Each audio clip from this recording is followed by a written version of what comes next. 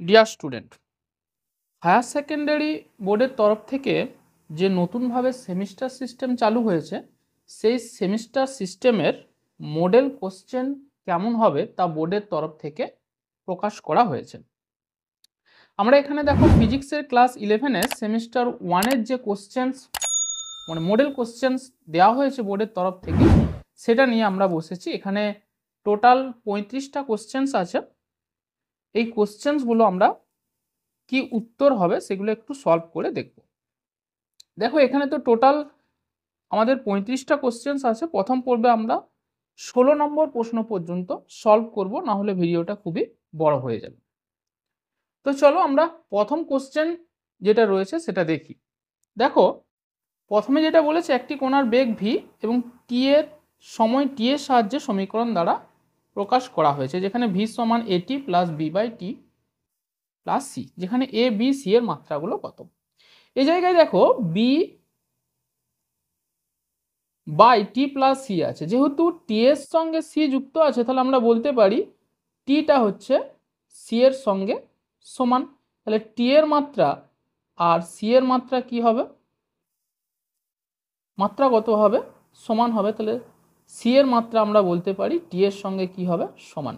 এটা হচ্ছে প্রথম ব্যাপার। একই রকম ভাবে দেখো এটি সমান, এই এটি প্লাস বি বাই টিসি হয়েছে, এই এটিটা নিশ্চয়ই ভি এর সঙ্গে সমান হবে। তাহলে ভি এর মাত্রা এই জায়গাতে এটির সঙ্গে সমান হবে। এর মাত্রা কত আসবে না ভি বাই টি। এ এর মাত্রা কত আসবে, ভি এর জন্য এল টি টু দি পাওয়ার -1 আর টি এর জন্য হচ্ছে টি, পুরো আসবে কত এল টি টু দি পাওয়ার -2। একই রকম ভাবে দেখো আমরা বি এর মাত্রা কিভাবে বের করব। এদিকে বি ডিভাইডেড বাই টি মানে সি এর মাত্রাও আর টি এর মাত্রা যেহেতু সমান, তাহলে আমরা বলতে পারি যে বি বাই টি সমান কি হবে, ভি হবে। তাহলে বি সমান ভিটি, বি এর মাত্রা আসবে ভি এর মাত্রা টি এর মাত্রার সঙ্গে সমান, তাহলে এটা এল টি টু দি পাওয়ার -1 আর এটা হবে টি, অর্থাৎ বি সমান হচ্ছে এল। দেখো এই তিনটে অপশন কোথায় রয়েছে, সি এরটা, সি এর যে অপশনটা রয়েছে সেটা এক্ষেত্রে উত্তর হবে। একই রকম ভাবে দেখো ভর ও দ্রুতির পরিমাপে শতকরা ত্রুটির মান যথাক্রমে 2% এবং 3% হলে ভর ও দ্রুতি পরিমাপ করে গতিশক্তি নির্ণয় করা হয়, তখন গতিশক্তির সর্বোচ্চ ত্রুটির মান কত হবে। দেখো ই সমান হাফ এম ভি স্কোয়ার। এটা ইরোর ক্যালকুলেশন যদি করি আমরা, ডেলি বাই ই সমান এম এর জন্য ডেল এম বাই এম হবে, আর ভি স্কোয়ারের জন্য 2 del V by V.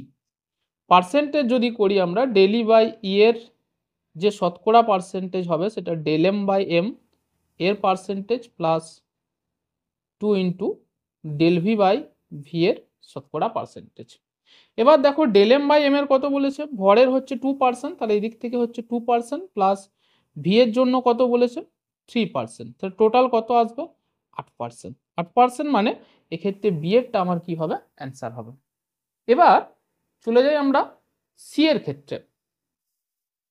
C এর ক্ষেত্রে বলছে দেখো এ এবং বি পরস্পরের থিটা কোণে আনত রয়েছে, নিচের কোণটি এ ও বি উভয়ের সঙ্গে লম্ব ভেক্টর হবে। আমরা জানি যে লম্ব ভেক্টর সেটা কি হবে, দুটি ভেক্টরের ক্রস প্রোডাক্ট হয়ে থাকে।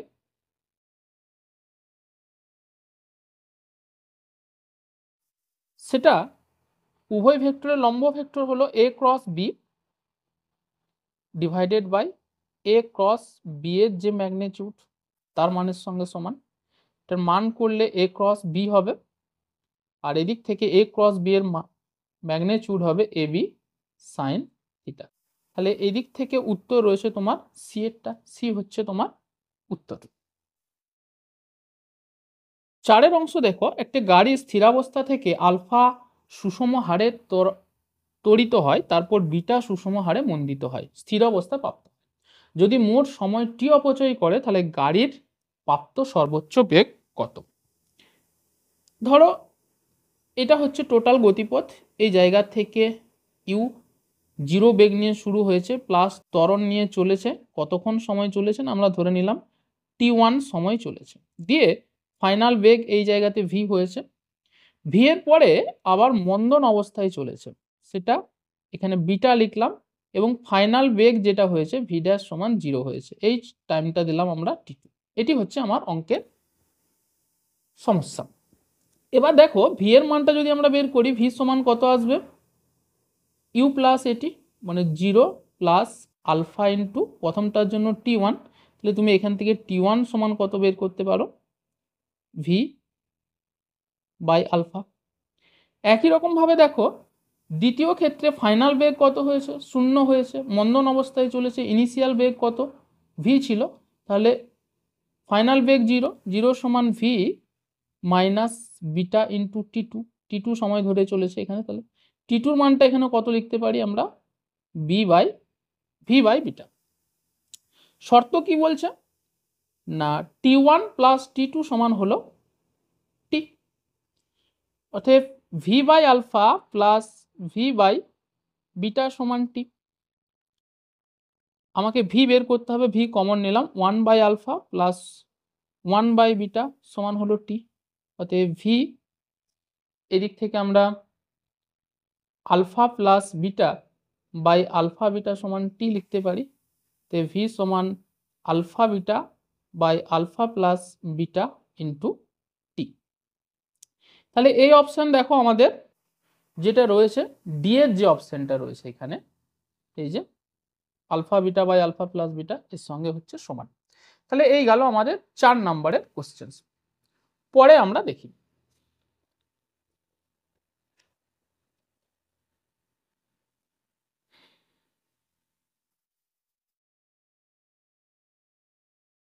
5 নম্বরের কোশ্চেন। দেখো নিচের কোন সম্পর্কটি নিউটনের দ্বিতীয় গতিসূত্রের সঙ্গে সংশ্লিষ্ট যা সমস্ত বেগের জন্য প্রযোজ্য, এফ সমান এম ইন্টু এ এটাও জানি, এফ সমান M into DV by DT এটাও দ্বিতীয় গতিসূত্র, আর F DD T of MV এটাও হচ্ছে আমার দ্বিতীয় গতিসূত্রের গাণিতিক রূপের মধ্যে পড়ে। তাহলে উপরের সবগুলোই আমার কি হবে, অ্যান্সার হবে।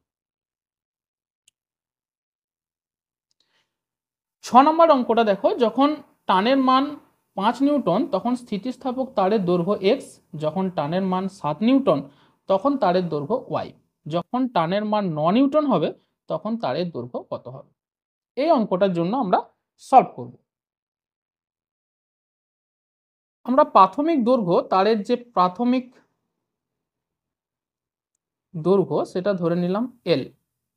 প্রথমে দৈর্ঘ্য হয়েছে এক্স হয়েছে, এইরূপ স্থিতিস্থাপক তারের ক্ষেত্রে যে ঘটনাটা ঘটে, এফ প্রপোর্শনাল হয়ে থাকে দৈর্ঘ্য বৃদ্ধি, এফ প্রপোর্শনাল দৈর্ঘ্য বৃদ্ধির সঙ্গে সমান, অর্থাৎ এফ সমান তুমি কে ইন্টু দৈর্ঘ্য বৃদ্ধি করতে পারো, কেটা হচ্ছে কি এখানে ধ্রুবক। তাহলে দেখো প্রথম ক্ষেত্রে f1 যখন হয়েছে মানে সমান কে ইন্টু দৈর্ঘ্য বৃদ্ধি কত না, দৈর্ঘ্য হয়েছে এক্স, তাহলে বলতে পারো যে দৈর্ঘ্য বৃদ্ধি হয়েছে এক্স মাইনাস এল। আর দ্বিতীয় ক্ষেত্রে আমরা যদি f2 ধরি বল, সেটার জন্য কে ওয়াই মাইনাস এল হয়েছে।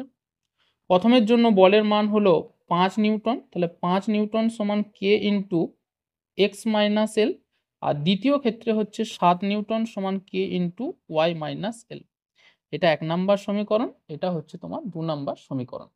এক কাজ করো, 2 থেকে 1কে বিয়োগ দিয়ে দাও, তাহলে 7 মাইনাস 5 সমান কত আসবে, দেখো কেটা কমন নিলাম, Y minus L minus x plus L, এখান থেকে এল এল আমার কেটে যাবে, পড়ে থাকবে কে ইন্টু ওয়াই মাইনাস এক্স, আর এই দিকে আছে 2 পড়ে আছে, তাহলে 2 সমান কে ইন্টু ওয়াই মাইনাস এক্স, অতএব কে সমান কত আসবে 2 বাই ওয়াই মাইনাস এক্স।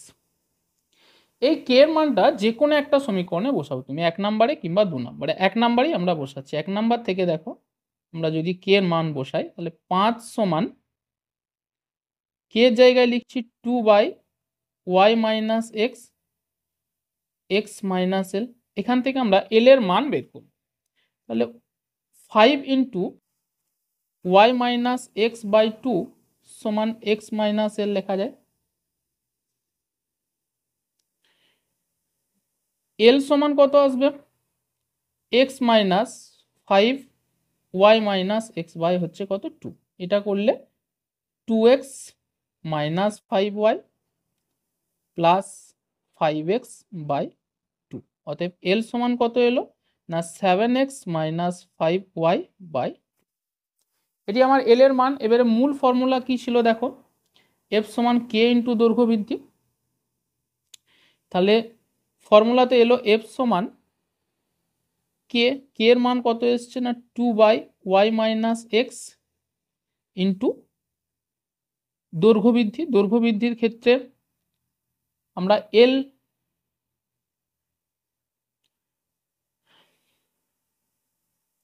তৃতীয় ক্ষেত্রে যে ঘটনাটা বলেছে যে দেখো, তৃতীয় ক্ষেত্রে যখন বলের মান 9 হবে তখন দৈর্ঘ্য কত হবে? তাহলে তখন দৈর্ঘ্য আমরা জানি না, যে ধরে নিলাম তখন দৈর্ঘ্য আমার এক্স ড্যাশ হবে। তাহলে এক্স ড্যাশ মাইনাস এল, কে এর মানটা আমরা বসালাম। এফ এর মান কত বলেছে? এফ এর মান বলছে 9 নিউটন। তাহলে তখন 2 বাই ওয়াই মাইনাস এক্স, এটা এক্স ড্যাশ লিখলাম, আর এল এর জায়গায় 7x minus five Y by two করা হলো। এটা লসাগু করলে তোমার আসবে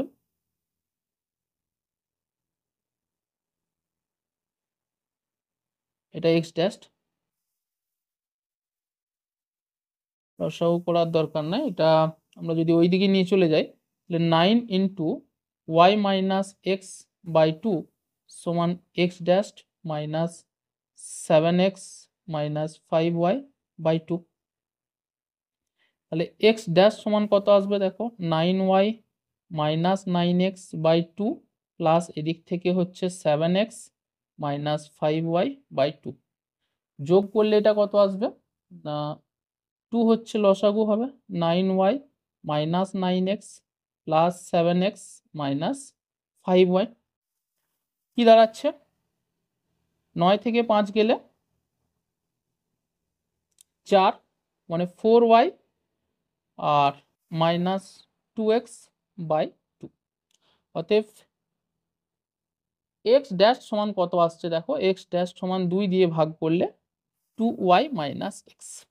এইটা হচ্ছে তখন আমার দৈর্ঘ্য হবে 2y মাইনাস এক্স। এবার দেখো অপশনে রয়েছে কিনা, বি এর যে অপশনটা রয়েছে 2y মাইনাস এক্স, সেটা আমাদের দৈর্ঘ্য।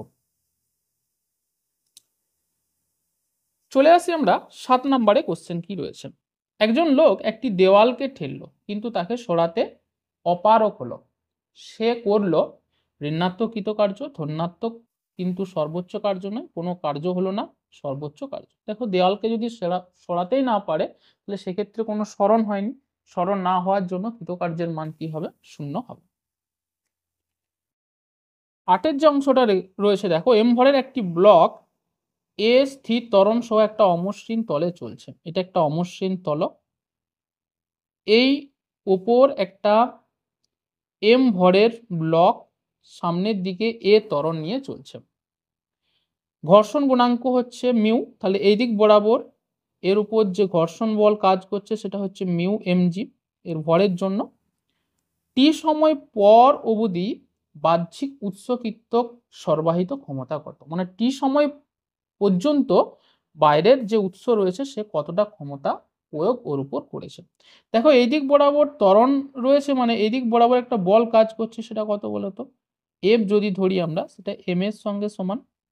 সাধারণভাবে বস্তুটার উপর যেহেতু ঘর্ষণ বল কাজ করছে, এর ত্বরণ ক্রমশ কমে যাওয়ার কথা, কিন্তু বলেছে এ স্থির ত্বরণ সহ যাচ্ছে। স্থির ত্বরণ মানে ঘর্ষণ বলের জন্য যতটা ওর বাধা বল কাজ করছে, বহিস্থ এজেন্ট মানে বাইরের যে এজেন্ট রয়েছে সেটা কিন্তু একই পরিমাণ বল তার উপর সরবরাহ করেই যাচ্ছে। তাহলে বাইরের যে এজেন্ট রয়েছে সে কতটা বল তার উপর প্রয়োগ করছে, দেখো M A plus mu MG. এখানে কিন্তু মাইনাস করলে হবে না, মাইনাস নয়, তাহলে কিন্তু সে মন্দন নিয়ে চলতো, একটা নির্দিষ্ট স্থির ত্বরণ নিয়ে চলছে, মানে টোটাল ফোর্সটা ওর উপর এইটা কাজ করছে। আমরা যদি ধরে নিই সে স্থির অবস্থায় থেকে গতিশীল রয়েছে, তাহলে টি সময় পরে তার বেগ যদি ভি হয়, তাহলে ভি সমান কত আসবে 0 প্লাস এটি, মানে শুধু এটি হচ্ছে তার বেগ। এবারে ক্ষমতা বের করতে বলেছে। ক্ষমতা পাওয়ার মানে কি না ফোর্স ইন্টু বেগ, এটা M A plus mu MG into কি আসবে এটি। এমটা যদি আমরা কমন নিয়ে নিই এ প্লাস মিউজি ইন্টু এটি, এই যে অংশটা রয়েছে সেটা একমাত্র ডি এর অপশনে রয়েছে, অর্থাৎ এটা ডি এরটা অ্যান্সার হবে। নয়েরটা দেখো, একটা পাতলা বর্গাকার প্লেটের উপর ভর সুষমভাবে বণ্টিত।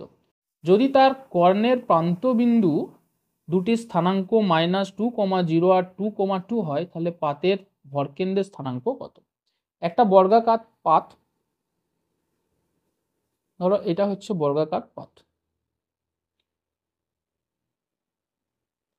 এর কোনো একটা কর্ণের প্রান্তবিন্দুদের স্থানাঙ্ক, একটা বলছে -2,0 আর একটা হলো 2,2। আমরা জানি যে বর্গাকার পাতের ক্ষেত্রে যে ভর কেন্দ্র সেটা কর্ণগুলির ছেদ বিন্দুতে অবস্থান করে, অর্থাৎ এই কর্ণের যে মিডিল পয়েন্টটা হবে সেটা ভর কেন্দ্র। তাহলে মিডিল পয়েন্টের স্থানাঙ্ক কত হবে না x1 প্লাস x2 মানে 2 প্লাস 2 মানে এখানে -2/2 আর 2 প্লাস 0/2, এটি হচ্ছে মধ্যবিন্দু স্থানাঙ্ক নির্ণয়ের সূত্র। দেখো এটা 0 আসবে, এটা 1 আসবে, অর্থাৎ 0,1 হবে এই বিন্দু স্থানাঙ্ক। 9 ডিএটটা হবে। 10 দেখো, একটি কোণাকে একটি বৃত্তাকার পথে ক্রমহ্রাসমান দ্রুতি সহ চলমান করা হলো, নিচের কোনটি সঠিক? কৌণিক ভরবেগ ধ্রুবক থাকবে, কৌণিক ভরবেগ কেবল দিক ধ্রুবক থাকবে, কৌণিক ভরবেগের ত্বরণ সর্বদা কেন্দ্রের দিকে ক্রিয়াশীল হবে এবং কোণাটি পেঁচালো সিঁড়ির পথে চলবে। কি হবে? ধরো একটা বস্তু এরকম বৃত্তাকার পথে ঘুরছিল, বৃত্তাকার পথে ঘুরছে, তার বেগ যদি ক্রমশ হ্রাস পেতে থাকে তাহলে সে আস্তে আস্তে এই রকম মতো হবে তার বেগ, অর্থাৎ এই যে অংশটা দেখছো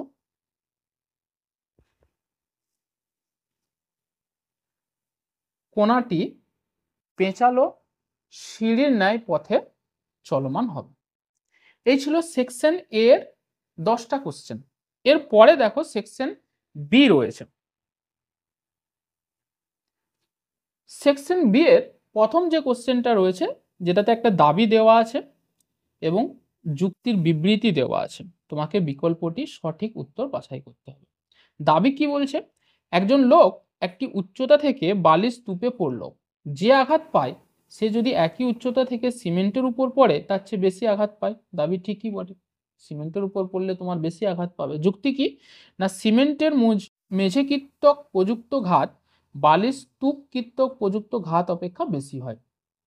এটাও ঠিকই আছে যুক্তিটা, কারণ কি না বালির ক্ষেত্রে তোমার যে ভরবেগের পরিবর্তন করার জন্য কিছুটা সময় বেশি লাগে, কিন্তু মেঝের ক্ষেত্রে সেক্ষেত্রে কম লাগে, তাহলে সময় কমের জন্য ঘাতটা হচ্ছে এখানে কি হবে বেশি হবে। এটা বলা যেতে পারে দুয়েরটা যে দাবি এবং যুক্তি উভয়ই সঠিক, কিন্তু যুক্তি দাবির যথার্থ ব্যাখ্যা নয়, সঠিক ব্যাখ্যা কিন্তু এটা নয়। হ্যাঁ বাকি সবই ঠিক আছে কিন্তু ব্যাখ্যা এটা নয়। এবার চলে আসি 12তে। দেখো 12 নম্বর কোশ্চেন বলছে একটা স্প্রিংয়ের স্থিতিশক্তি স্প্রিংয়ের সংকোচন বা প্রসারণের লেখচিত্র সরলরৈখিক। আমরা একটা স্প্রিংয়ের স্থিতিশক্তি জানি যে ইউ সমান হাফ কে এক্স স্কোয়ার হয়ে থাকে, তাহলে স্থিতিশক্তি এবং স্প্রিংয়ের সংকোচন প্রসারণের মধ্যে লেখচিত্র মানে ই বনাম ই ভার্সেস এক্স এর লেখচিত্র কখনো সরল লেখা হতে পারে না। কেন না এখানে একটা স্কোয়ার টার্ম রয়েছে বলে। তাহলে দাবি কিন্তু আমার মিথ্যা, ঠিক না। একটি প্রসারিত বা সংকুচিত স্প্রিংয়ের স্থিতিশক্তি তার প্রসারণ বা সংকোচনের বর্গের সমানুপাতিক, এটা কিন্তু ঠিক আছে। দেখো এই যে আমরা দেখিয়েছি স্থিতিশক্তিটা ওর বর্গের সমানুপাতিক, তাহলে যুক্তি আমার ঠিক আছে, দাবি ভুল আছে। তাহলে ডি এর অপশনটা আমরা এখান থেকে সঠিক বলতে পারি।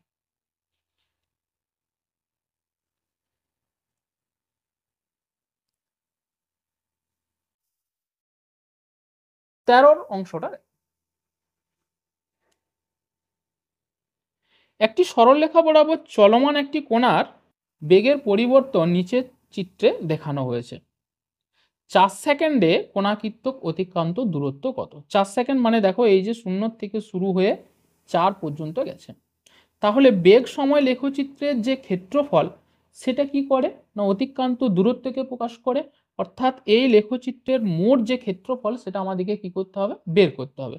প্রথমে এই ত্রিভুজটার ক্ষেত্রফল বের করি। দেখো মোট এরিয়াটা আমরা যদি বের করি, প্রথমের জন্য একটা ত্রিভুজ মানে এই অংশটা, যার ক্ষেত্রফল হাফ ইন্টু ভূমি ইন্টু উচ্চতা, তাহলে হাফ ইন্টু ভূমি কোনটা এইটা 1 সেকেন্ড ইন্টু উচ্চতা কত দেখো 20, প্রথম ত্রিভুজের জন্য হয়ে গেল।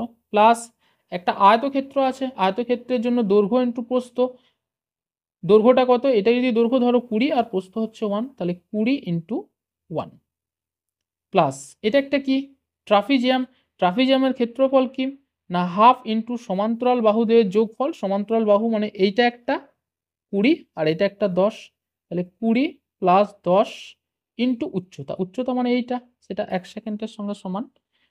প্লাস এইখানে আবার একটা আয়তক্ষেত্র আছে যার দৈর্ঘ্যটা হচ্ছে 10, প্রস্থটা হচ্ছে কত এই যে 1, তাহলে 10 ইন্টু 1 এত কি হবে অতিক্রান্ত দূরত্ব বলেছি, তাহলে এটা মিটার এককে আসবে। প্রথমের জন্য দেখো 10, তারপরের জন্য 20, এটা রয়েছে 10 আর 3 30, 30কে 2 দিয়ে ভাগ করলে 15, এখানে প্লাস আবার 10, টোটাল কত আসছে 10 3 30 40 50 55, 55 মিটার হবে অ্যান্সার। দেখো এখানে অপশন নিশ্চয়ই আছে 55 মিটার বিয়েরটা।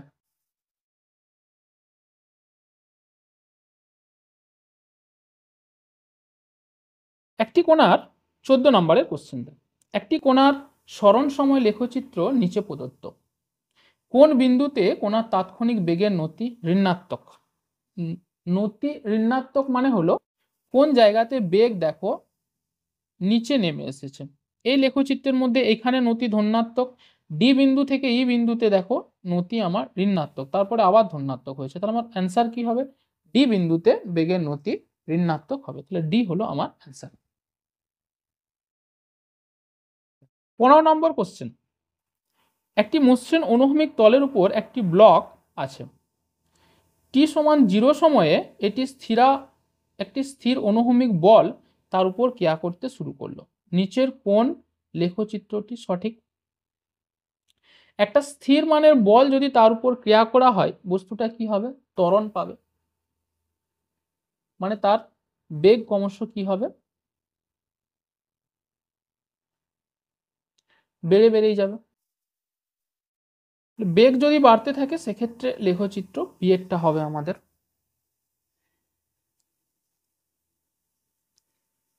পরের যে 16 অঙ্কটা রয়েছে দেখো 16 অঙ্কটি মোটামুটি ভাবে একটু কঠিন রয়েছে। কি বলেছে, একটি সংস্থার গঠন পাশের চিত্রে দেখানো হয়েছে, 5 কেজি ভরের ব্লকটি স্থির অবস্থায় ছেড়ে দেওয়া হলো, এটাকে স্থির অবস্থায় ছেড়ে দেওয়া হয়েছে, এক্ষেত্রে কপিকল ও স্প্রিং নগণ্য ভরের এবং সর্বত্র ঘর্ষণ অনুপস্থিত, কোথাও কোনো ঘর্ষণ নেই আর কি। যখন 2 কেজি ভরের ব্লকটি তার ভূমির সংযোগ বিচ্ছিন্ন করবে তখন 5 কেজি ভরের ব্লকের বেগ কত। এইটা যখন জাস্ট উপরে উঠবে তখন এর বেগ কত হবে সেটা তোমাকে বের করতে হবে। দেখো এই 2 কেজি ভরের বস্তুটা মাটির সঙ্গে টাচ করে আছে, তাহলে মাটি এর উপর একটা প্রতিক্রিয়া বল দিয়েছে, সেটা লম্ব প্রতিক্রিয়া বলতে পারো এন। এই জায়গায় দেখো মাটি যখন এই 2 কেজি ভরের ব্লকটা জাস্ট মাটি থেকে উপরে উঠবে, অর্থাৎ এর উপর একটা লব্ধি বল কত হবে, 0 হবে, মানে এর উপর টান যদি টি হয় আর এর ওজনের জন্য যে মান সেটা হচ্ছে 2g। যখন উপরে উঠবে জাস্ট উপরে উঠছে, এর উপর লব্ধি বলের মান 0 হবে, মানে এর উপর লব্ধি বল কত হবে, আমি এই দিক থেকেই করছি দেখো, উপরে কাজ করছে টি মাইনাস নিচে হচ্ছে 2g, এটা সমান কত হবে 0 হবে, তাহলে টি এর মানটা 2gর সঙ্গে সমান হবে। এটা টি এদিকে কাজ করছে, একই টি এখানেও কাজ করবে, কারণ একটাই সংস্থা। তাহলে এই টি এর জন্য এর যদি দৈর্ঘ্য প্রসারণ মানে এই দিক বরাবর এক্স দৈর্ঘ্য বৃদ্ধি হয় 5 কেজি ভরেরটা, ও তখন স্থির থাকছে না, 5 কেজি ভরের বস্তুটা যদি এক্স দৈর্ঘ্য বৃদ্ধি হয়, তাহলে আমরা বলতে পারি যে ওর যে শক্তিটা হবে, শক্তি নয়, এর দৈর্ঘ্য বৃদ্ধি যদি হয়, তাহলে এফ সমান আমরা জানি দৈর্ঘ্য বৃদ্ধির জন্য কে এক্স এর সঙ্গে সমান হবে, এক্স এর এফ সমান কে এক্স এর সঙ্গে সমান হবে। এফ এর জায়গায় আমরা টি লিখলাম, টি সমান হচ্ছে কত, কে ইন্টু এক্স। টি এর মান কত, 2g। কে এর মান তোমাকে বলে দিয়েছে দেখো 40, আর এক্স এর মান আমরা এখান থেকে বের করব। তাহলে এক্স সমান কত আসবে, 2g/40। জি এর মান যদি আমরা 10 ধরি, তাহলে এটা হচ্ছে 40 সমান হাফ মিটার। অর্থাৎ এক্স এর মান এসছে আমার হাফ মিটার। এই এম ভরের বস্তুটা এক্স ডিস্টেন্স নিচে নেমেছে টানের জন্য। আমাকে বের করতে হবে এর বেগ কত, ভিটা আমাকে বের করতে হবে। ভি বের করব কিভাবে, না আমরা শক্তির সংরক্ষণ সূত্র লাগাবো। দেখো 5 কেজি ভরের বস্তুটা যে অবস্থান থেকে ছিল সেই অবস্থান থেকে এক্স দূরত্ব নিচে নেমেছে, অর্থাৎ এর গতিশক্তির যেটা অর্থাৎ এর স্থিতিশক্তির যে হ্রাস হয়েছে সেটা কত, mgh। mgh মানে mgx, এক্স ডিস্টেন্স নিচে নেমেছে মানে স্থিতিশক্তি এতটা কমেছে। সেটা কোন কোন শক্তিতে রূপান্তরিত হয়েছে, একটা হচ্ছে এর গতিশক্তি যদি ওই মুহূর্তে তার বেগ ভি স্কোয়ার হয়, আর একটা হচ্ছে স্থিতিশক্তি, স্প্রিং এর ক্ষেত্রে স্থিতিশক্তি হচ্ছে হাফ কে এক্স স্কোয়ার, এই দুটোর সঙ্গে সমান হবে। দেখো আমি এখান থেকে এম এর মান বসাচ্ছি, এম কত বলেছে 5 কেজি, জি এর মান 10, এক্স এর মান হচ্ছে হাফ, বসিয়ে দিলাম, সমান হাফ এম এর মান আবার 5, ভি স্কোয়ারের মান আমাকে বের করতে হবে, প্লাস হাফ কে এর মান হলো 40, আর এক্স স্কোয়ারের মান, এক্স এর মান হাফ, তাহলে এক্স স্কোয়ারের মান কত আসবে, 4 আসবে। 2 5 10, এই জায়গায় এলো 25 সমান এটা 5 2 ভি স্কোয়ার, এই জায়গা থেকে দেখো 10 4 40 5, তাহলে 5 2 ভি স্কোয়ার সমান কত আসছে, এটা ওই দিকে গেলে 20, অতএব ভি স্কোয়ার সমান কত 40, 20 দুগুণে 40/5 সমান হচ্ছে 8, তাহলে ভি সমান কত √8, অর্থাৎ 2√2। এটি হচ্ছে বেগ। এখানে যে অপশন রয়েছে বি এর অপশন তার সঙ্গে সমান হবে। এই গেল 16টা কোশ্চেনের অ্যান্সার। এখান পর্যন্ত থাক, পরের ভিডিওতে আমরা সেকশন ডি থেকে পরের যে অংশগুলো রয়ে গেল সেই প্রশ্নের অ্যান্সার আমরা আলোচনা করব।